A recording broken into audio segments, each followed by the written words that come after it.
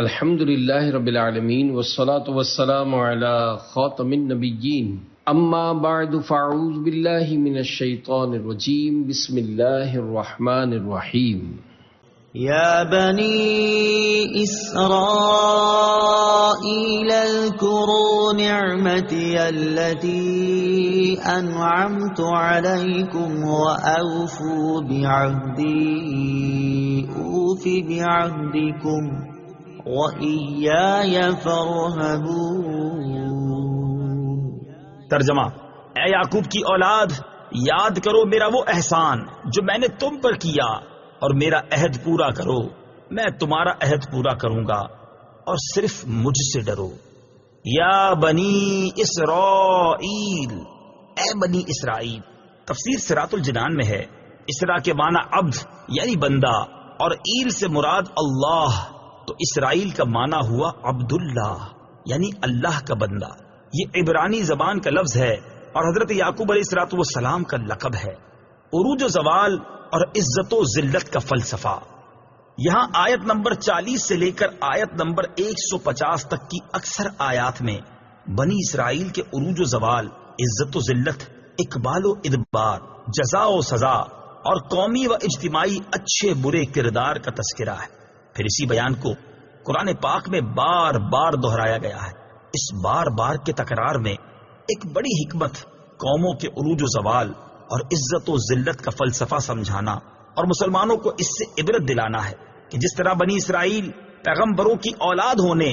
جلیل القدر انبیاء علیہ الصلوۃ والسلام کی امت ہونے اور تورات جیسی کتاب رکھنے کے باوجود اپنے اعتقاد و عمل کے بگاڑ پر ذلیل و رسوا اور مغلوب و مقہور ہوئی، جبکہ توبہ اور رجوع اور نبی و کتاب کی تعلیمات پر عمل کرنے کی صورت میں معزز و غالب ہوئی، اسی طرح امت مسلمہ بھی اپنے عروج و زوال کے اسباب کو اسی آئینے میں دیکھ سکتی ہے۔ آج سب پوچھتے ہیں کہ مسلمان مغلوبیت، ذلت اور پستی کا شکار کیوں ہے؟ قرآن میں بیان کردہ بنی اسرائیل کا قومی اور اجتماعی کردار موجودہ دور کے مسلمانوں کا قومی اور اجتماعی کردار سامنے رکھ کر موازنہ کر لیں، خود ہی سمجھ آ جائے گا کہ اگر بنی اسرائیل کو کانٹے بونے پر کانٹے ملتے تھے تو ہمیں کانٹے بونے کے بدلے آم کیوں ملیں گے؟ اذکروا نعمتی،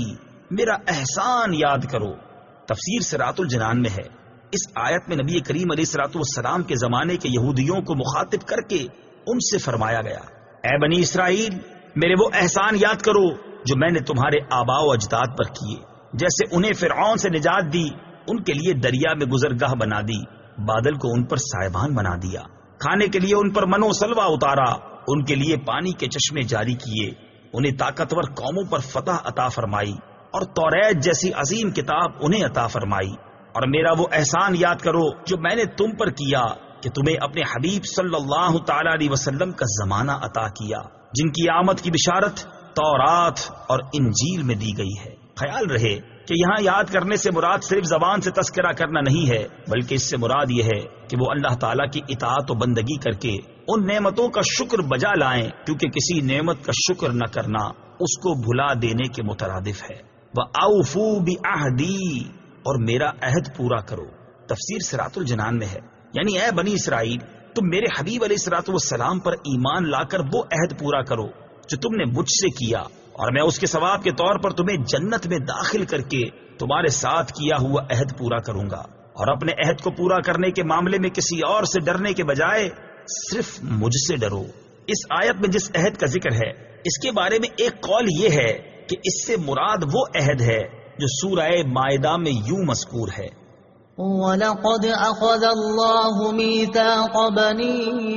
إِسْرَائِيلَ وَبَعَثْنَا مِنْهُمُ 12 نَقِيبًا وَقَالَ اللَّهُ إِنِّي مَعَكُمْ لَئِنْ أَقَمْتُمُ الصَّلَاةَ وَآتَيْتُمُ الزَّكَاةَ وَآمَنْتُمْ بِرُسُلِي وَعَزَّرْتُمُوهُمْ وَأَقْرَضْتُمُ اللَّهَ قَرْضًا حَسَنًا لَأُكَفِّرَنَّ عَنكُمْ سَيِّئَاتِكُمْ وَلَأُدْخِلَنَّكُمْ جَنَّاتٍ تَجْرِي مِن تَحْتِهَا الْأَنْهَارُ فَمَن كَفَرَ بَعْدَ ذَلِكَ مِنكُمْ فَقَدْ ضَلَّ سَوَاءَ السَّبِيلِ۔ ترجمہ: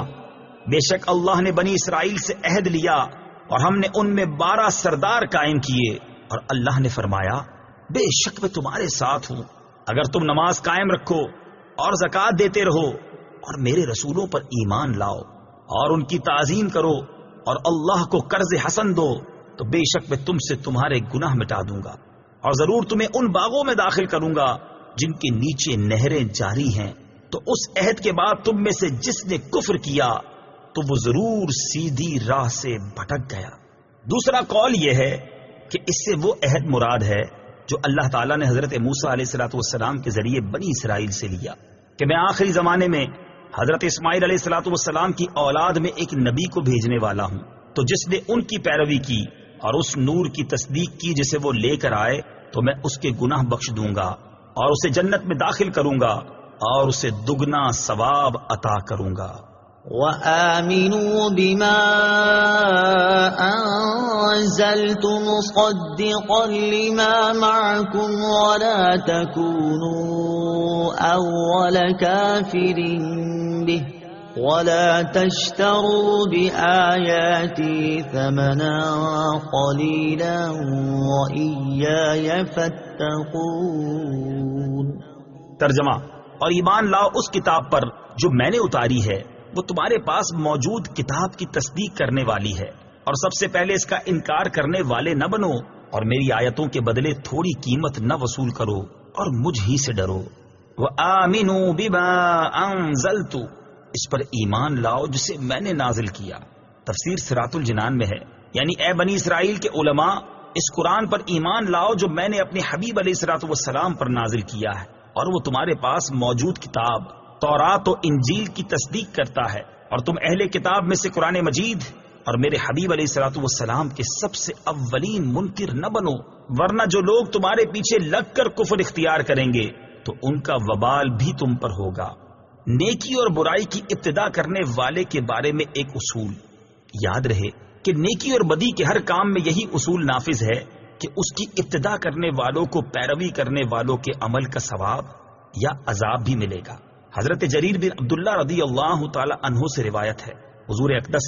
صلی اللہ تعالی علیہ وسلم نے ارشاد فرمایا، جس نے اسلام میں کوئی اچھا طریقہ ایجاد کیا تو اس کے لیے اس طریقے کو ایجاد کرنے کا ثواب ہوگا، اور اس کے بعد جو لوگ اس طریقے پر عمل کریں گے ان کا ثواب بھی اس ایجاد کرنے والے کو ملے گا، اور ان عمل کرنے والوں کے اپنے ثواب میں بھی کوئی کمی نہ ہوگی۔ اور جس نے اسلام میں برا طریقہ ایجاد کیا تو اس پر اس کا گناہ ہوگا، اور اس کے بعد جو لوگ اس پر عمل کریں گے ان کا گناہ بھی اسے ہوگا، اور ان عمل کرنے والوں کے اپنے گناہ میں بھی کوئی کمی نہ ہوگی۔ وَلَا تَشْتَرُوا بِآيَاتِي ثَمَنًا قَلِيلًا، اور میری آیتوں کے بدلے تھوڑی قیمت وصول نہ کرو۔ تفسیر صراط الجنان میں ہے، اس آیت میں دنیا کے حقیر و ذلیل مال کے بدلے اللہ تعالیٰ کی آیات بیچنے سے منع کیا گیا، اور یہاں ان آیات سے توریت و انجیل کی وہ آیات مراد ہیں جن میں حضور پرنور صلی اللہ تعالی علیہ وسلم کے اوصاف و علامات کا بیان ہے۔ قرآن پاک کی یہ آیات ان یہودیوں کے متعلق نازل ہوئیں جنہیں اپنی قوم سے نذرانے اور وظائف ملتے تھے، اور انہیں ڈر تھا کہ اگر قوم کو معلوم ہو گیا کہ تورات میں محمد مصطفیٰ صلی اللہ تعالی علیہ وسلم کی یہ نشانیاں بیان کی گئی ہیں تو وہ ان سرداروں کو چھوڑ کر محمد مصطفیٰ صلی اللہ تعالی علیہ وسلم پر ایمان لے آئیں گے، اور یوں ان کے نذرانے بند ہو جائیں گے۔ اسی کو فرمایا جا رہا ہے کہ دنیا کے قلیل مال کے بدلے اللہ تعالیٰ کی آیتیں بیچتے ہیں۔ عظمت مصطفیٰ صلی اللہ تعالی علیہ وسلم چھپانے والے غور کریں، اس آیت اور اس کے بعد والی آیت سے معلوم ہوا کہ یہودی علماء اپنے باطل مفادات، نفسانی خواہشات اور جاہلانہ توہمات کی بنا پر اپنی کتابوں میں موجود ان آیات کو چھپاتے تھے جن میں نبی کریم علیہ السلام کی عظمت و شان اور ان کے اوصاف بیان کیے گئے، اور اگر کبھی کوئی آیت بیان بھی کی تو اس کے ساتھ بعض باطل باتیں ملا کر بیان کرتے تھے۔ حالانکہ علماء کا منصب تو حق بات کا اعلان کرنا، حق اور باطل کو جدا کرنا، مالی و ذاتی مفادات کو دین پر قربان کرنا اور دین کا محافظ بننا ہے۔ یہودیوں کے بیان کردہ طرز عمل اور علماء کے منصب کو سامنے رکھتے ہوئے ان لوگوں کو اپنی حالت پر غور کرنے کی حاجت ہے جن کا حضور پرنور صلی اللہ تعالی علیہ وسلم کی عظمت و شان بیان کرنے کے معاملے میں سلسلہ کہیں اور ہی جا کر ملتا ہے۔ وَلَا تَلْبِسُوا الْحَقَّ بِالْبَاطِلِ وَتَكْتُمُوا الْحَقَّ وَأَنْتُمْ تَعْلَمُونَ۔ ترجمہ، اور حق کو باطل کے ساتھ نہ ملاؤ اور جان بوجھ کر حق نہ چھپاؤ۔ وَلَا تَلْبِسُوا الْحَقَّ بِالْبَاطِلِ، اور حق کو باطل سے نہ ملاؤ۔